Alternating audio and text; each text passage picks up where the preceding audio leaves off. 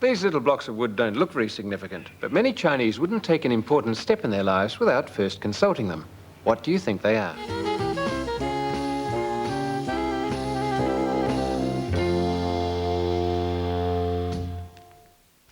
They are pu'er sticks, or some people call them fortune-telling blocks. They're held together and they're dropped on the floor. And they can fall in one of three ways. Both with the round sides up, both with the flat sides up, or with one of each. And each of those combinations has a special message, if you know how to read it. Well, it's a bit complex, so we'll show you a bit later in the program. We'll show you where and how they're used.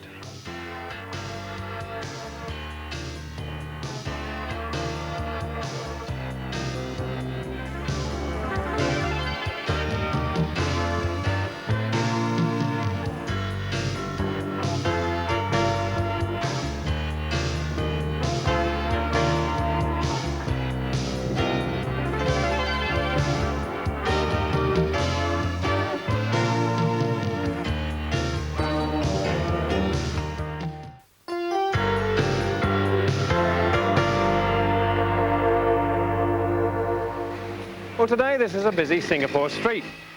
But 100 years ago, you would have found the sea coming up to here. The rest is reclaimed land.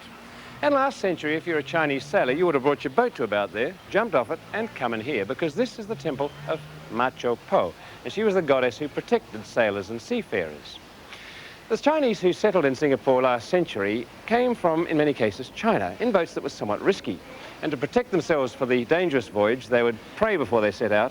Once they got here, they'd give thanks for arriving safely. Not here in the first instance, originally in a joss house that stood around about there. A joss house is a simple structure, and you burn joss sticks there. These are made of incense, and they're an offering to the gods. Well, as Singapore prospered, so did the Chinese. And in due course, they had enough money to take down the joss house and build in its place this wonderful temple, again, to Ma Po. It's the first Chinese temple in Singapore.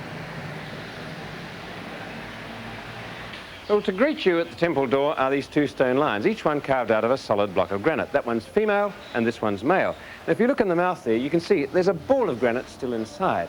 And for good luck, before you go in, you use your fingers and give the ball a flick. Then you can go inside. Now that's a barrier, but it's not there to keep me out. It's there to keep the devils out. And also, when you step over a barrier, you duck your head, and that bow shows respect for the gods inside the temple. Well, the dragon is the king of the sea, so it's not surprising to find him represented on the temple doors. Although Ma Po is the chief goddess here, and she takes pride of place in the centre of the altar, there are other gods and goddesses, and their statues are all around. In fact, one of them just arrived here about 2 weeks ago, and so the flags are out to welcome him. The temple's constructed in a pagoda style, and as intricate as it is, there's not a single nail used in it. It's all done by interlocking the pieces of wood. And that roof there is designed to shed the heaviest rain shower without letting any water rest up there. Well, under that main roof there is the chief altar, the one of Ma Po.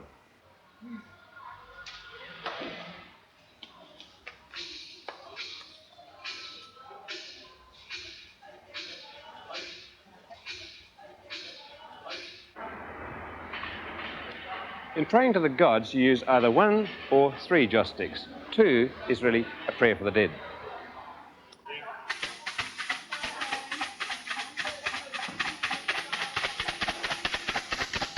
The Chinese come here not only to pray, but to communicate with their gods, and of course there has to be an answer, and that can come in several ways. Firstly, with pu'er sticks. These are 2 pieces of wood, curved on one side and flat on the other, and they're cast down in front of the altar after the offering's made. And they can say either yes, or no, or come back and try another time. If you want a more elaborate answer than that, you use I Ching.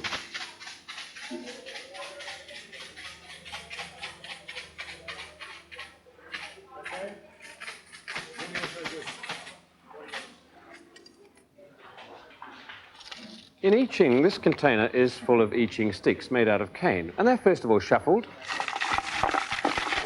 and then the container is shaken until one stick climbs up and falls out of the container onto the floor. Here goes.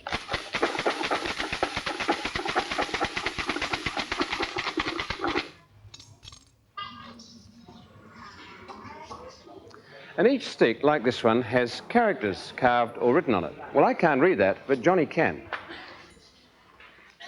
Now, I wanted to know about my travel prospects, so I give Johnny the stick, And he takes the characters and compares them with the labels on top of all these little boxes here. When he finds the right one, he brings out a message, and he can read it, I can't. What does it say, Johnny? The travel is good for this.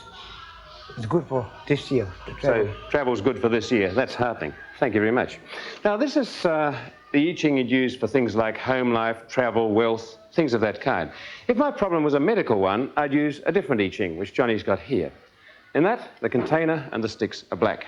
Thanks very much, Johnny. Thank you.